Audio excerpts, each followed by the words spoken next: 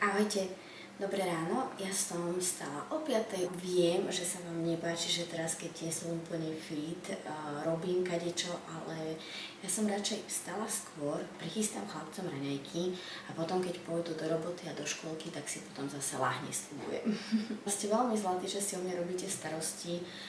A ja sa už cítim o dosť lepšie, ale som si istá, že už zabrali aj lieky, antibiotika. Ja som si teraz prichystala dve obrovské zemiaky, takéto veľké.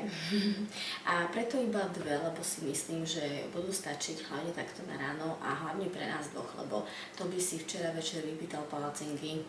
Opäť chcel, aby som mu ich urobila večer, hovorím, to by už nie. A každý deň mu robím tie palacinky. Tak ho spravím dneska ráno takisto. No, ja som si ich umyla a keďže sa budú so šupkou piecť, pretrela som si rúru na 200 stupňov a prichystala som si k tomu aj takýto malý pekáčik, lebo tento som mala v ruke a vravím, akorát stačí tá veľkosť. Takže potriem zemiaky olivovým olejom, ochutím solou a korením na americké zemiaky, povedzme, ale neviem, budú dvakrát pečené. Môžem ich rovno preložiť, čo? Obrovské. Dobre.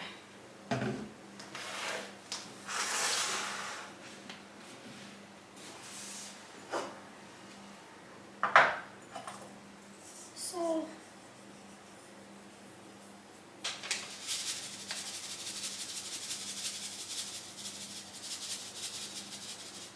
Hotovo? Dám do pretriatej rúry a viem, áno, Janska misa by sa nemala dávať do pretriatej rúry, mala by sa tam dávať zastudená, aby sa pomaly postupne to sklo zohrialo. A hneď.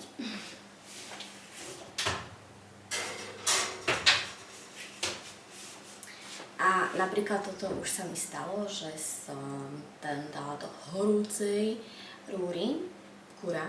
Áno, pamätám si, bola to aj moja sestra. A zrazu to celé puklo, všetko sa rozbilo ako na malilinkaté kúsky, takže ani z obeda nebolo nič. Bolo ešte do plusu ďalšie upratovanie toho skla. Ale nezapla som tak dávno tú rúru, takže by to malo vydržať, dúfam.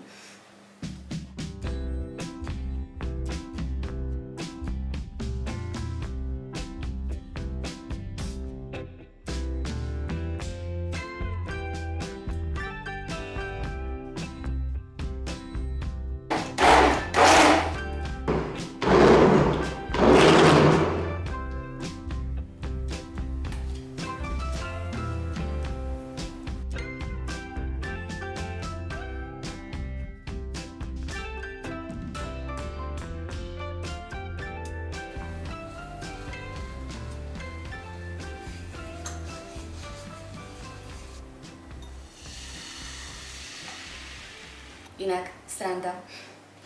Ja som roky rokúce, ako som robila palacinky, ich naberala naberačkou, tak ako som to videla moju mamu robiť roky rokúce, pretože ona robievala palacinky asi každú druhú sobotu. A potom som videla video od Naty, taká obyčajná ženka domáca na YouTube, a ona ich takto liala. Čo to je? Z tej odmerky. A pozerám na to a vravím, to je veľmi dobrý nápad, prečo mi to nenapadlo tiež?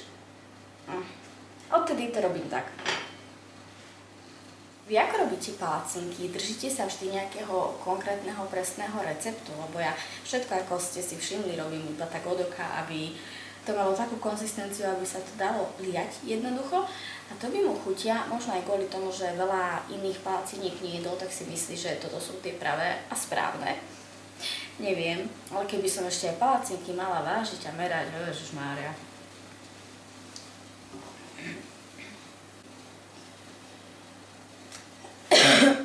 A nepreháňam, naozaj každý večer si ich vypýta a nemám problému ich urobiť, veď je to v podstate raz, dva hotové a vždy zamiešam malé množstvo, nie je toho tak veľa, dokonca ešte aj menej, ako sa mi podarí, lebo však robím to iba od oka. Tam som ja urobila chybu hneď od začiatku, lebo ako som ho začala prikrmovať, tak ja som si myslela, alebo som mala tak vysnívané, že budem robiť také uňo kašičky a také rôzne a také zdravé a bla bla bla.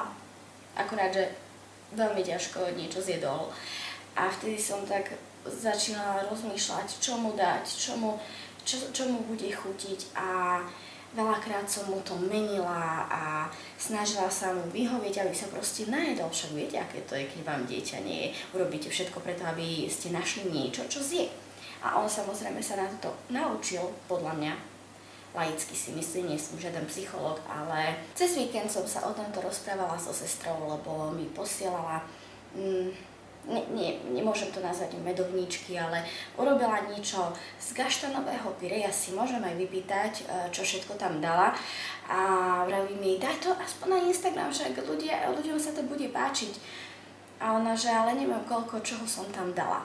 No ale viem, že tam bolo gaštanové pyre a urobila z toho takú hmotu, aby to vedela vyvalkať a vykrojila to. Lenže sme sa shodli na tom, že pre ňu je ľahké hocičo vymýšľať, pretože jej deti to zjedia. Ako David, tak aj malá Sophie, tam má vyše 2 rokov. Ja neviem, či je to tým, že vidí Davida, že on zje, tak nemá problém aj ona zjesť. Ale pri nich jednoducho ona môže hocičo nakombinovať a oni to proste zjedia. No, keby som to urobila ja, tak Toby a takisto Martin by ma, ja neviem, asi oprskli a nechali tak. Preto to som sa zvykla často porovnávať.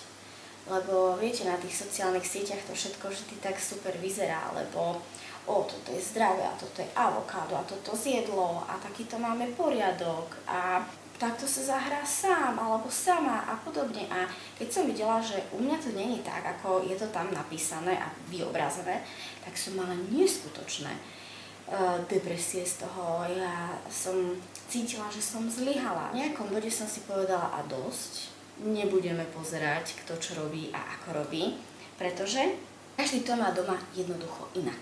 Nemôžem sa tým pádom ja porovnávať ani s mojou sestrou. A preto som začala selektovať to, čo ja tam vidím.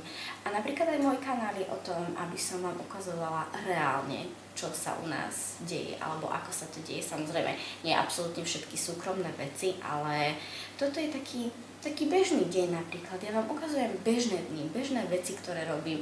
Áno, je u nás častokrát neporiadok. Skôr je tu neporiadok ako poriadok. Ale sú to proste len veci, ktoré ja musím odložiť, dať umyť. Nie je tu tak ako špina, nie je tu taký bordel, jednoducho sú tu hračky, ale my žijeme v tomto dome a nie je všetko nasvietené. Ako vidíte, ja aj keď točím video, nie sú tu správne svetlá, nie je tu správne ozvučenie ani nič, ale nechcem robiť videá tak, aby to bolo všetko umelé, pretože ja maximálne si postavím kameru a zapnem ju. A neriešim nič okolité, nič ďalšie, pretože keby som tú kameru nezapla, robila by som toto isté. A preto vám chcem ukazovať práve to pravé. Som týmto len chcela toľko povedať, aby ste sa nikdy s nikým neporovnávali. Niekto má možno viacej času, niekto má taký životný štýl, že mu veci hrajú do karát tým lepším spôsobom a teda. Jednoducho, buďte podľa mňa na seba mierni a ja som začala riešim iba seba, v takom zmysle, že riešim iba to, čo ja robím a čo ja môžem robiť a vzhľadom na všetky okolnosti. Teraz tak rozmýšľam, že som zabudla, viete čo robiť? Napíchať tie zemiaky. Som zvedavá, ako veľmi to bude vadiť, že som to neurobila. Ale ako tak pozrám, tak toto si odložím na večer, lebo určite si vypýta aj večer palacinky. Tak si to dám do chladničky.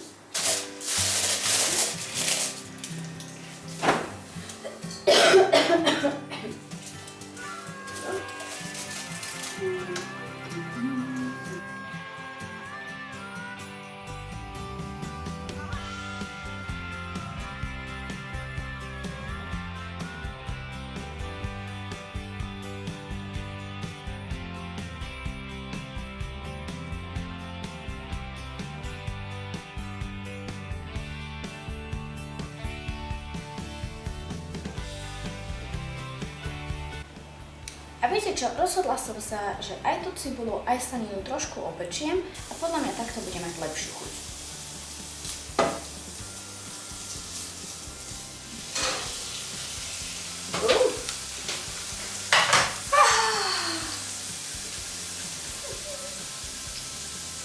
Toto nebol dobrý nápad.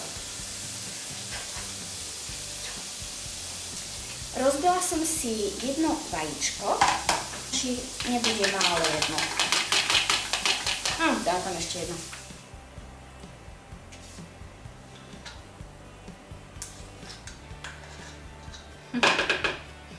Vidíte, presne preto to nerobím veľmi receptové videá, lebo všetko robím od oka.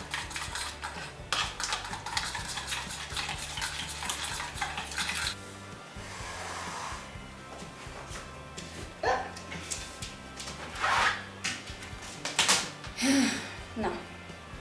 A keďže sa mi zlomila tie kliešte, či čo sú to, tak teraz použijeme ruky.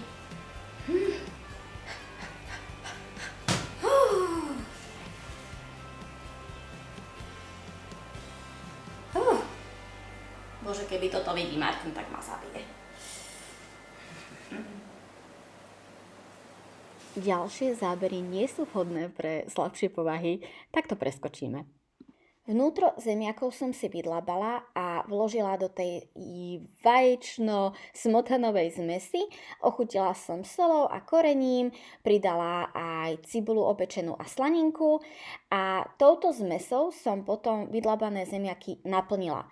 Najskôr som ale uložila na zemiaky salámu, pretože som si myslela, že udržia tú vlhkosť vnútri a spravia takú bariéru.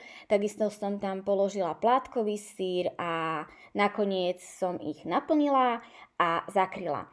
Zakryla som ešte alobalom a nechala piecť ďalších 10-15 minút, len naozaj čisto, kým sa tie chute prepojili. Takto vyzerali zemiaky už upečené a možno oku až tak nelahodia, ale boli veľmi dobré, teda aspoň mne veľmi chutili. Martina to pozeral spočiatku, že aké raňajky som mu to prichystala, ale viete čo, lepšie ako drôtom do oka. Tak vám ďakujem veľmi pekne za pozornosť a vidíme sa zase najbližšie. Ahojte!